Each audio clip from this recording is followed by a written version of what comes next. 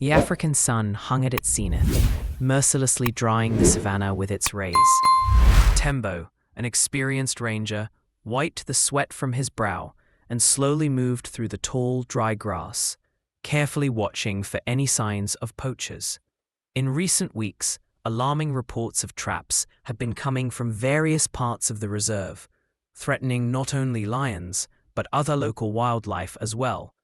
Protecting nature had long become Tembo's calling, and yesterday's discovery, yet another dead lioness, the third this month, filled his heart not only with deep pain, but also with a fierce resolve to put an end to this lawlessness.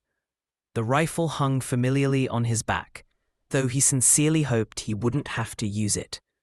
Ahead, human footprints were clearly visible, leading to a small cluster of acacias on the horizon. Tension began to stiffen Tembo's body. The tracks were fresh and obvious, but the scorching midday heat noticeably slowed his movements and dulled his alertness. Suddenly, the wind carried fragments of distant voices to him, and Tembo froze instantly, listening intently. Those he had been tracking were closer than he thought. Each step became harder, and his throat had long since gone dry from the grueling thirst. The radio on his belt crackled briefly and then went silent. Communications had long been unreliable in this part of the reserve. Despite all obstacles, the ranger stubbornly pressed on, determined to find and dismantle the deadly traps before nightfall. Tembo tried to ignore the growing weakness in his muscles and the lightheadedness creeping in. Over the years of service, he had faced much more dangerous situations, and today didn't seem exceptional. The sun scorched his back as he moved through tall grass, already yellowed from the heat. His canteen held only a few sips of warm water, which he saved for an emergency. Every breath seared his lungs like hot desert sand. Hours of searching under the blazing sun gradually drained his physical and mental strength, making every step heavier and his vision increasingly blurred. Suddenly, something glinted among the withered grass, a rusty wire snare, cleverly camouflaged and ready to snap shut on any large animal unlucky enough to step on it. Tembo's heart raced. He was on the right path, close to finding the poacher's lair. As he cautiously leaned down to examine the trap, a strange feeling of unease pierced his mind. Something was wrong, but what, he couldn't tell. Taking the next cautious step, he failed to notice a cleverly concealed pit with sharpened stakes. The ground suddenly gave way beneath his feet, and the familiar world flipped in an instant. The fall lasted only a second, but for Tembo, it felt stretched out, allowing him to clearly see the deadly stakes rising to meet him.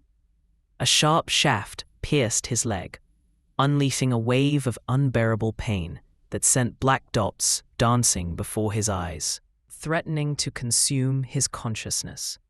His desperate scream echoed across the empty savanna, but there was no one nearby to hear his cry for help. Only indifferent vultures, circling high above, seemed to be the sole witnesses of his misfortune, patiently awaiting a potential meal. As the initial shock of pain slightly subsided, Tembo tried to assess his situation. The pit wasn't deep, but with his severely injured leg, escaping it on his own seemed nearly impossible. Blood slowly but steadily oozed from the wound, soaking into the dry earth and forming a dark, spreading stain. With growing horror, the ranger realized the inevitable. The smell of blood in this wild land would soon attract predators. The radio remained silent. In this remote part of the reserve, the signal had vanished completely. The sun was slowly sinking toward the horizon, and though the oppressive heat was fading, Tembo knew that night in the African savanna brought its own deadly threats. Summoning his last strength, he made several desperate attempts to climb out, but the stabbing pain in his pierced leg forced him to fall back each time. Cold despair crept into his throat, tightening around it like an invisible noose and draining his strength. After several agonizing tries, he finally managed to grab onto a sturdy root near the edge of the pit and, with incredible effort, haul his battered body to the surface. Completely exhausted, he collapsed into the blessed shade of a lone acacia tree nearby. His leg kept bleeding, and his head spun from the pain, dehydration, and rising fever. Somewhere in the distance, a low rumble echoed, approaching thunder or the warning growl of a large predator. Darkness swallowed his vision once more as Tembo slipped into unconsciousness, utterly defenseless in the hostile wilderness. A deep, rolling growl slowly pulled Tembo from the blackness. His body felt impossibly heavy, as if filled with lead, and his parched throat burned with thirst so intense he couldn't even swallow. But an ancient survival instinct forced him to open his eyes, trying to make sense of his surroundings. Golden silhouettes moved around him, blurred by the setting sun. His dazed mind couldn't piece the scene together. Suddenly, Tembo realized that a massive lion stood only a few steps away, studying the helpless man with piercing amber eyes. Powerful muscles rolled beneath the predator's dense coat as it slowly circled him, as if assessing the danger and the extent of his injuries. Nearby, a tense lioness stood still, and a curious cub peeked out from behind her straying paws. Cold fear gripped Tembo's heart, but his weakened body refused to respond. He couldn't even move. The scent of fresh blood from his open wound had undoubtedly drawn the attention of these dangerous predators. If the lions decided to attack, he had absolutely no chance of survival. The thought throbbed in his mind. He braced himself for the inevitable assault, for tearing claws and deadly fangs. But strangely, no attack came. The large male, with a magnificent dark mane, cautiously stepped closer, inhaled deeply the air filled with the scent of man and blood, then quietly, almost thoughtfully, snorted. In that moment, Tembo noticed an unusual mark on the lion's ear, a distinctive curve that seemed oddly familiar. The lioness mimicked the male's behavior, then, to Tembo's astonishment, calmly lay down beside her cub, as if settling in for the night. With growing wonder, Tembo realized a paradoxical fact. These wild animals didn't see him as prey. They seemed to be protecting him. His mind swirled with confusion at the surreal situation, but the creeping fatigue began to cloud his thoughts once again. The last idea that pierced his mind before slipping back into darkness was, for some unknown reason, these powerful predators had become his protectors, not his enemies. Tembo's consciousness flickered, returning just long enough to glimpse his surroundings, then fading again into oblivion. Through the haze of fatigue and fever, an old memory suddenly surfaced, connected to this very part of the reserve. Many years ago, when he was a young and inexperienced ranger just starting out, he'd heard the desperate cries of a lion cub caught in a poacher's trap. Throwing caution aside, he rushed toward the cry, his heart pounding with adrenaline. That day, he had found a small, terrified cub ensnared in a brutal wire trap laid by merciless poachers. The helpless cub had a severely damaged left ear, with that very characteristic bend that now seemed oddly familiar to him. Not far away, the mother lioness paced in despair, filling the air with a heart-wrenching roar full of pain and fury. Tembo was fully aware of the mortal danger he was putting himself in, but he simply couldn't leave an innocent creature to die slowly in agonizing captivity. Moving extremely slowly and carefully, keeping his rifle slung behind him, and trying not to make any sudden movements, he approached the trap, raising his free hand in a universal gesture of peace. The lioness growled threateningly, but, against all expectations and natural instincts, did not attack the man approaching her cub. Kneeling in front of the trap, Tembo quickly and skillfully cut the tough wire with a sharp knife, freeing the small prisoner. Each metallic sound made the alert lioness flinch and let out a deep, warning growl. As soon as the bindings were cut, the freed cub bolted to its mother, who immediately shielded it with her powerful body.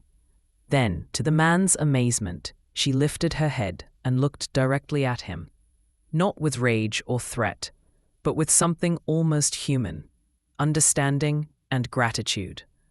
That distant memory flashed vividly through Tembo's mind as he lay powerless beneath the sprawling branches of the acacia.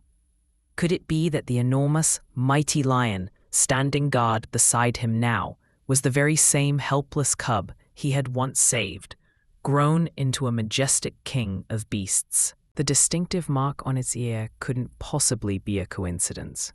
Somehow, the fragile bond formed years ago between a man and a wild animal had not faded with time. Instead, it had completed an incredible circle of mutual aid and gratitude.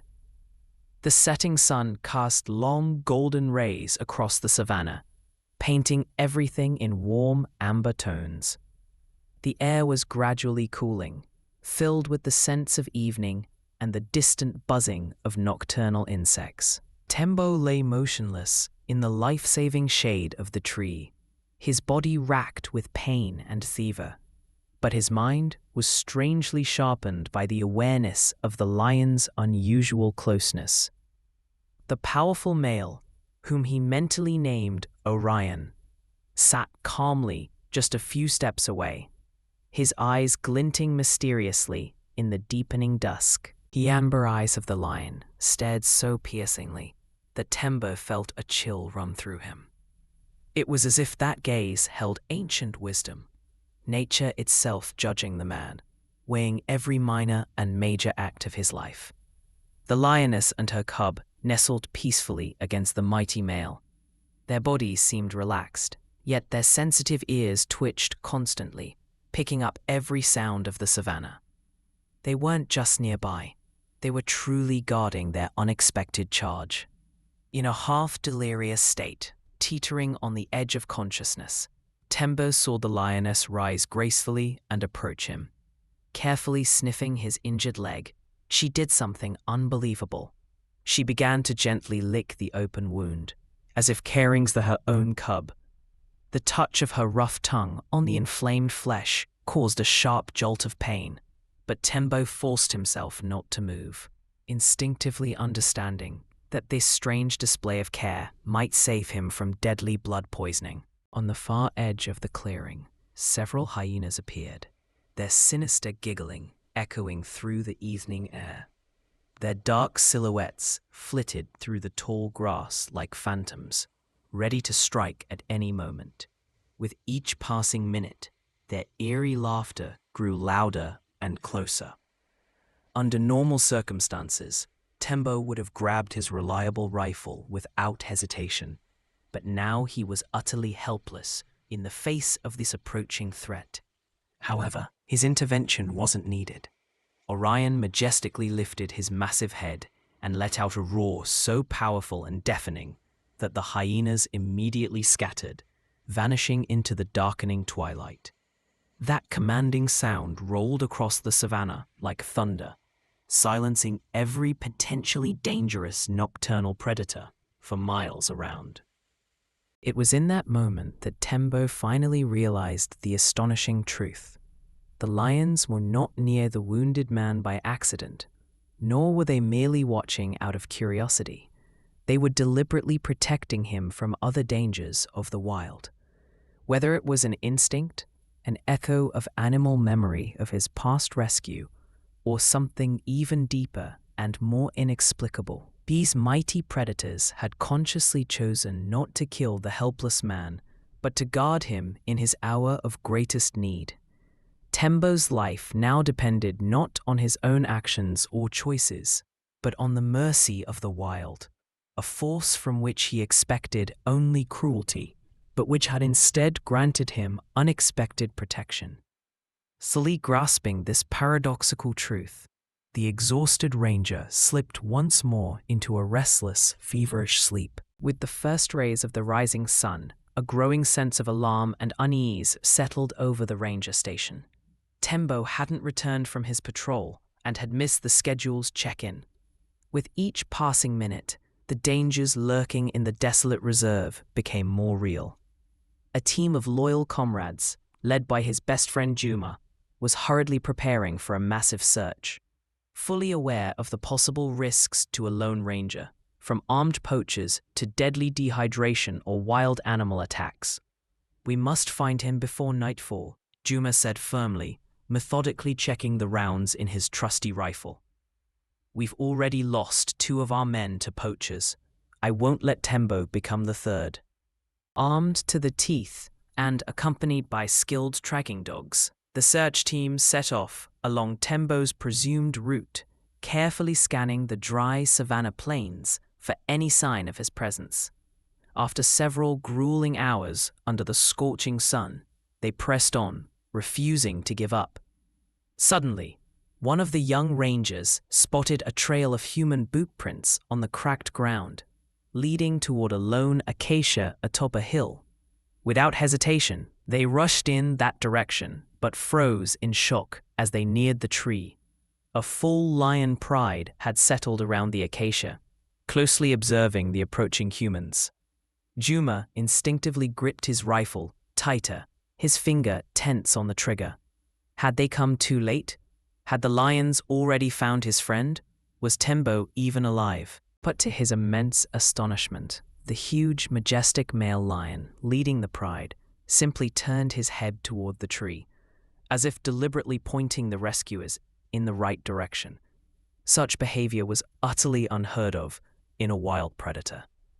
Juma's heart pounded as he took several steps in the direction the lion had indicated. Finally finding Tembo in the thick grass, he carefully knelt beside his motionless friend, trying to feel for a pulse in his neck. The beat was faint but steady, and a wave of incredible relief washed over the hardened ranger. "He's alive!" he shouted to the rest of the team, and sighs of relief rippled through the tense rescuers. The rangers cautiously moved in, preparing to gently place the wounded Tembo on a stretcher.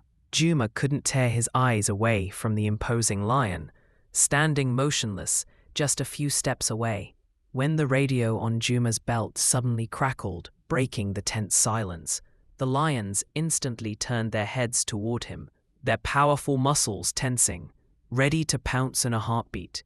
The rescue team froze, afraid to make even the slightest move. "I saw with my own eyes how they tore apart 2 careless tourists last year," the grey-haired ranger whispered barely audibly, not taking his wary gaze off the powerful lion. "But today, it looks like they saved a man's life." The rest of the lion pride stood a bit farther away, their golden eyes glinting mysteriously in the bright morning sun. None of the predators showed aggression, only calm, watchful observation of what was happening. As the rangers, exercising extreme caution, lifted Tembo onto a stretcher, Orion stepped forward decisively. His deep, rumbling breath seemed to shake the very air around him. Juma froze instinctively, ready for anything. Was the lion about to stop them, to prevent them from taking the wounded man? But then something utterly incredible happened.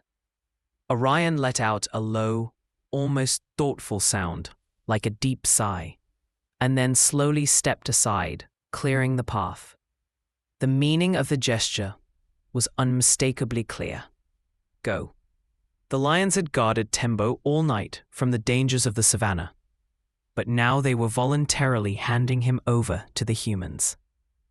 At the last moment, just before the rescuers carried the motionless Tembo away, a small, curious cub ran up and briefly touched his limp hand with a wet nose. A touching moment of contact between 2 worlds, forever etched in the memory of everyone present. As the rangers carefully carried the stretcher with their wounded comrade toward the waiting jeep, Juma couldn't help but glance back one last time. Orion stood where he was, proudly upright in all his mighty stature, watching the people intently. Like a silent guardian of the savanna, a keeper of the ancient, invisible bond between humans and wild nature.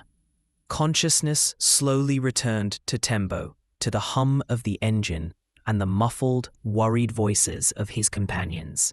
His whole body ached, and his parched throat burned with thirst. But the most important thing, he was alive and relatively safe. With great effort, he forced his heavy eyelids open and squinted at the bright daylight, meeting the concerned but noticeably relieved face of Juma leaning over him in the back seat of the rescue vehicle. "We thought we'd lost you for good, old man," Juma said, his voice uncharacteristically hoarse from emotion. "When we finally found you surrounded by an entire lion pride, they could have torn you apart in seconds, but instead, they protected you like you were one of their own." Memories of the past day gradually returned in vivid flashes. Exhausting heat, a deadly trap, searing pain in his leg, and then the lions. Tembo struggled to catch his breath under the weight of his emotions. "They really didn't touch me," he whispered with cracked, dry lips. "Orion, that big lion with the magnificent mane. Years ago, I saved him when he was just a helpless cub. I recognized him by a distinctive mark on his ear. He remembered me all these years." Juma exchanged a meaningful glance with the other rangers, who silently listened to this unbelievable story. "Looks like they really were protecting you. I've never seen anything like it in my life." Tembo's weary soul overflowed with conflicting feelings, disbelief, and immense gratitude for this miraculous twist of fate. Whatever had happened in the savanna, one thing had become absolutely clear. He had survived not in spite of the lions, but solely because of their unexpected protection. During the long days of forced recovery, Tembo couldn't stop thinking about the poachers, whose ruthless actions had not only brought death to majestic animals, but nearly cost him his own life. Spending hours studying reserve maps and numerous reports on previously discovered traps, he slowly began to notice a pattern the rangers had missed before. "Now I know exactly how to track and catch those bastards," he firmly told the station chief as he walked into his office early in the morning. "They always come back to check their traps on the third day after setting them. It's a fixed part of their routine." A silver-haired chief, a man who had been through countless dangerous situations over his long career, listened closely to Tembo's compelling plan. The next day, a specially formed team of trained rangers took up carefully chosen positions around the ill-fated area where Tembo had nearly lost his life. Hidden in the tall savanna grass and carefully camouflaging their presence, they waited patiently for the poachers to appear. By midday, their determined patience was rewarded. 3 heavily armed men cautiously moved through the savanna, checking the deadly traps they had set earlier. Their weathered faces were half covered with thick scarves protecting them from dust and the blazing sun, while their restless eyes constantly scanned the horizon for any sign of danger. These were seasoned, well-armed, and extremely dangerous poachers, not the type to surrender without a fight. At Juma's signal, the rangers instantly surrounded the violators, shouting commands to drop their weapons and lie down on the ground. One of the poachers made a desperate attempt to flee, but was quickly caught and firmly pinned to the dry savanna earth. The other 2, realizing the hopelessness of the situation, surrendered without resistance, understanding the futility of fighting a superior and well-prepared force. "So you're the ones killing lionesses for their paws?" Tembo asked, barely containing his anger as he stared into the eyes of the eldest poacher. "We're paid very well for this kind of work," the man replied defiantly, showing no hint of remorse. Chinese healers pay big money for that stuff. Nothing personal, just business. And how much is a human life worth to you? Tembo asked quietly, pointing to his still bandaged leg.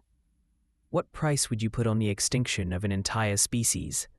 The poachers remained sullenly silent as they were shoved into police vehicles for transport to the detention center.